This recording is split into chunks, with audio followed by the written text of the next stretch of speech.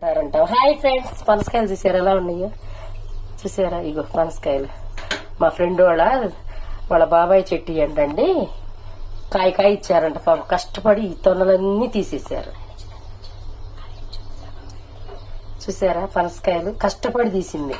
కానీ అందరికి చేత కాదండి పనసకాయలు ఓపెన్ చేస్తాం. నాకైతే రాదండి. మా ఫ్రెండ్ అయితే చక్కగా తీసేసి ఏటికాటికి చక్కగా పెట్టేసింది. చూడండి, భలే టేస్ట్గా ఉండి ఇంటో పండిని అండి.